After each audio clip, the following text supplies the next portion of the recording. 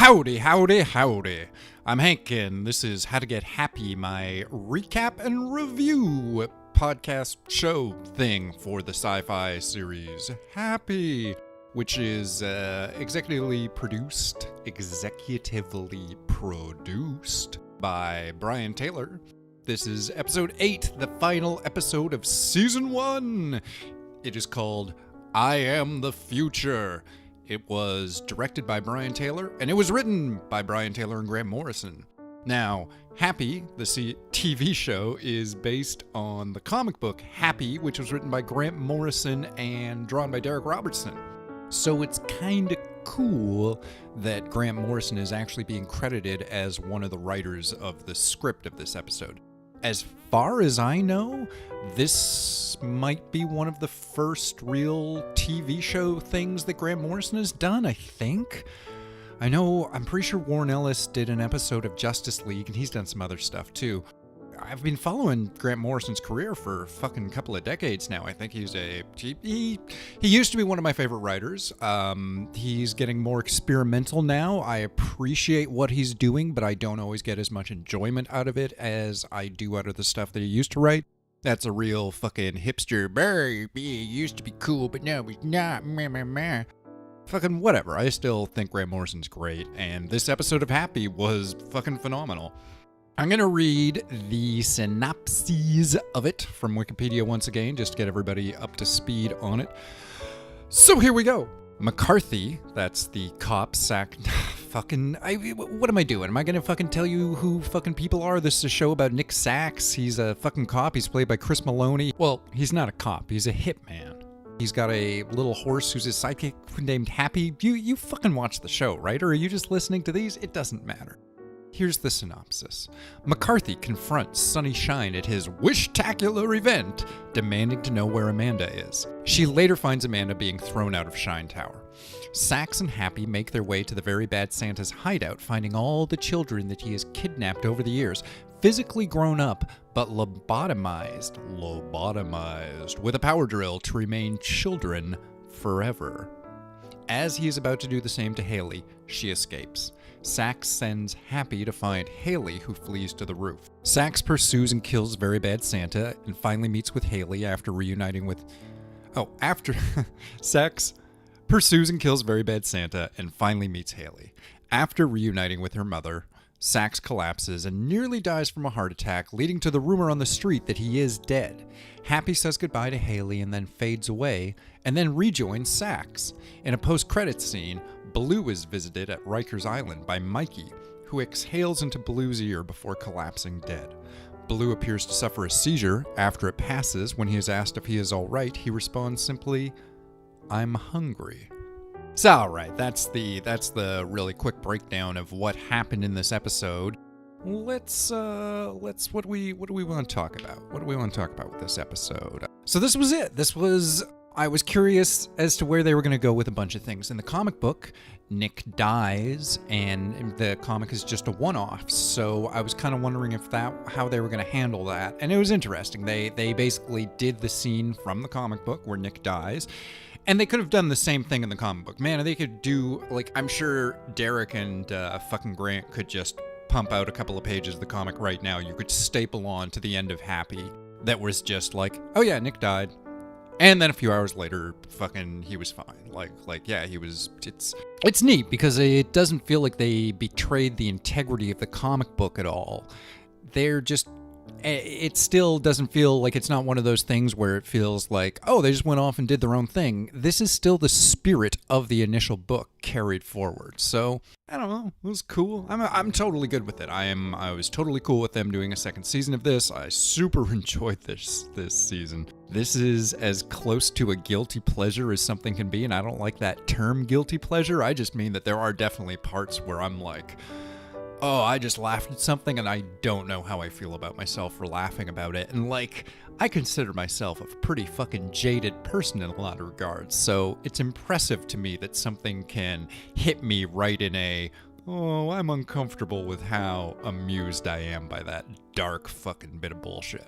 Like what? Okay, I thought the lobotomizing kids thing was a great way to go. Right up until the very last moment, I thought for sure that we were just following a very traditional rape and murder kind of path, and I wasn't really looking forward to the threat of sexual violence being shown against that little kid, but they went a different way, and they still went a way that was like high concept and spooky and fucking weird, and I can't believe I haven't really seen anybody do this before.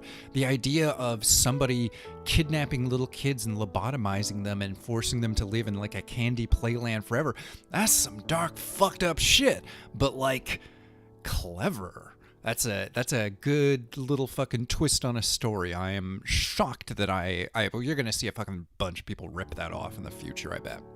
We see Nick get hit with a couple of bear traps. He gets his leg caught in one, and another one bites his shoulder. I was wondering, I knew that they would have to weaken Sax, since they've established in the show that he's an unstoppable force of violence.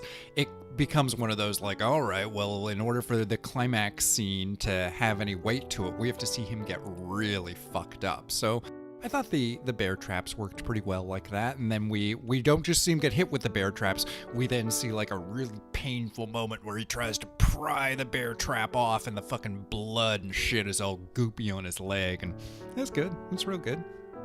And then Nick meets his daughter, and some of this shit carried some actual emotional weight for me. I felt kind of sad when she called him daddy. It was like, he's so fucked up and terrible and shouldn't be around little kids.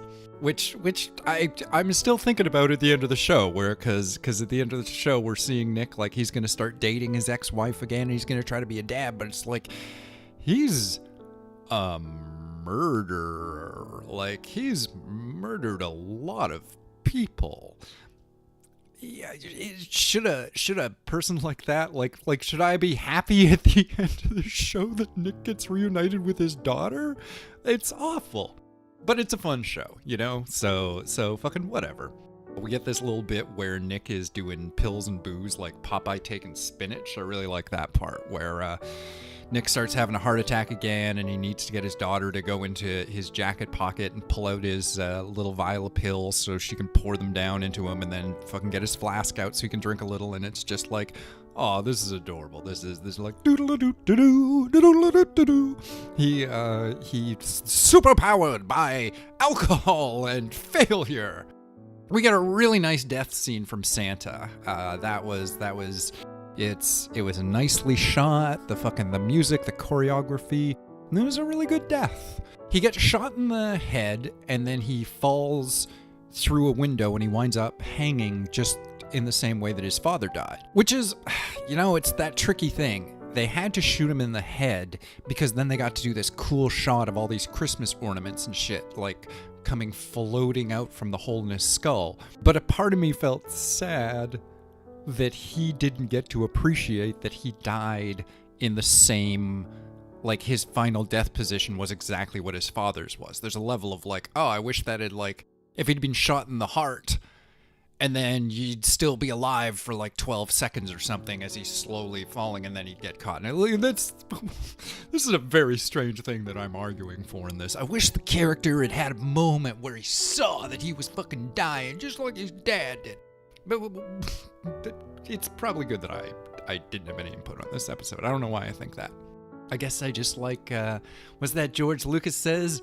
It rhymes. Yeah. Fuck yeah. Fuck you, George Lucas. Whatever. I was surprised by how soft the ending was in some regards. There were some it got less crazy and chaotic and funny, and it really just tried to treat the characters with a little bit of respect, which was nice. Not entirely earned, but still pleasant enough to see. We get a scene where Haley and Happy separate, and I have to admit that I really liked that, because it showed that in a nice way, in a sort of like larger meta sense, it told me that Haley wasn't too badly traumatized by what she'd been through. You know, you can imagine that maybe Happy would be sticking around with her for a couple more years. The fucking real world should be, like, headed for so much fucking counseling and shit. But, like, I like the idea that she's a tough, mature person, even as a little kid. And she doesn't need an imaginary friend. She just went through a fucking terrible thing, and her father's back in her life. She's fucking good. She's solid. I like that idea. And at the same time, it left me very interested to see where season 2 goes. So many questions without answers, like the sunny shine shit. Fuck, what the? She's selling seashells by the shore. What a sitcom. There's that. There's the shit with fucking Blue, where, like, very clearly, like, okay, what's the overall thing that happened? Somebody in the book, it's just money. In the book, Disco Mikey comes back with this password, and if you give the password to the right person, then you get, like, fucking $20 billion or something fucking stupid like that. And that's all that fucking Blue wants, just to be rich. But in this, I thought it was a money thing the whole time, but they're doing something else, man. There's like fucking demonic possession and shit or something going on there. Like, something was inside of Disco Mikey, and I guess maybe because he was dead, it didn't have that much, you know, it could only do so much with dead flesh. But now it's inside Blue, and he wanted it, and he accepted it. So, like, what the fuck, man? Like, is there some sort of weird demonic power? Is this connected to Happy in any way? Like, Happy the little horse is Sunny Shine and his whole fucking, like, insect black rubber thing. Like, I have to assume we're going to be picking up on this stuff in the next season, that, like, all of these characters and storylines, like, they could just go off and do something totally fucking different. But I mean, obviously Blue is going to be a part of season 2, and I think Sunny Shine will as well. I think there's still a lot to resolve there, a lot to explore. And I'm very curious as to how fucking insane this series is. I know what fucking Grant Morrison's like. I know he's the kind of guy where, like, I'm sure him and fucking Brian Taylor sat down and, like, I've seen interviews with Grant Morrison. I've read a lot of his writing. He's one of those dudes where, like, if you set up to have a fucking, like, oh, I'm gonna have a script meeting with Grant Morrison, we're gonna hang out for a couple hours, he'll tell you a Bible in that time. Like he thinks big. He thinks in big, overarching, like, I'm sure him and Brian Taylor have talked about how many seasons, like, if Happy is going to be 5 seasons or 10 seasons, I bet they know how it ends. Like, I bet they fucking know the inside outs of this thing. And it's just the rhythm of the piece that is yet to be kind of parsed out to us. I'm excited for that. I mean, it was so fucking great to see Grant Morrison get a scripting credit on this.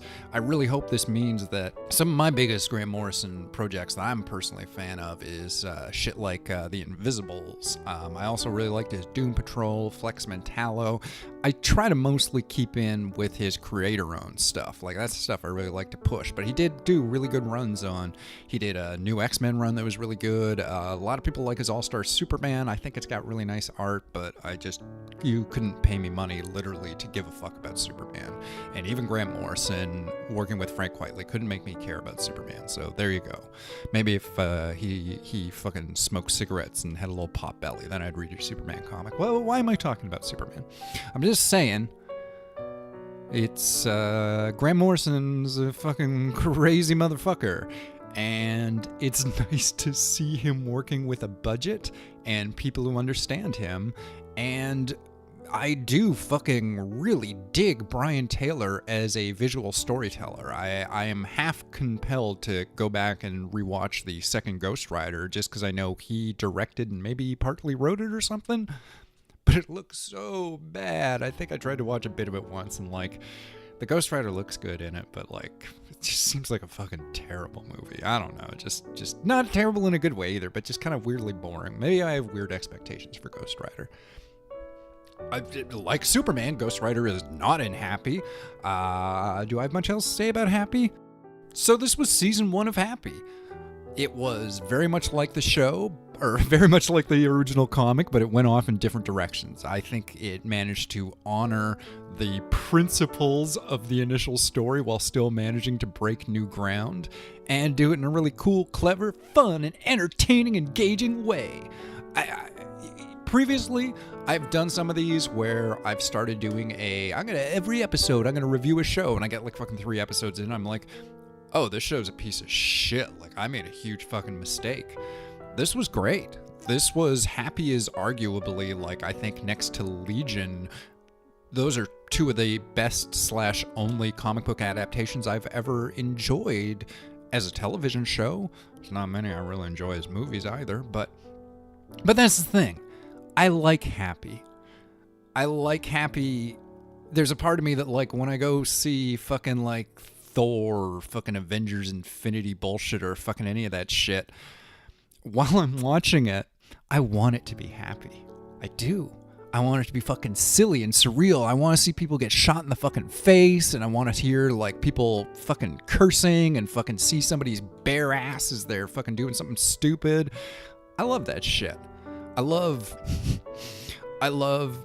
gratuitous nudity with various body types and backgrounds and like fucking abusive booze and drugs and fucking weird, I don't know, sex workers and latex costumes, all that shit, man. It's fucking great. Fucking put that in your fucking X-Men movie and then I'll fucking watch it. Put fucking Nick Sachs as your fucking Wolverine, and there's a fucking anti-hero. I'm just talking crazy talk now. I'm sorry. I'm just having fun. Anyway, thank you so much for listening. This has been season 1 of How to Get Happy. I guess I'll be back with this next season to talk about Happy season 2.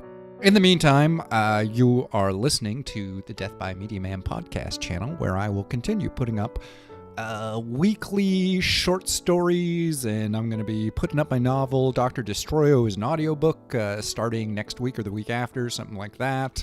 I'm still doing the Uncle Whatever show, which is very similar to this review in some regards, but fucking whatever, man. Just be cool. Be cool about it.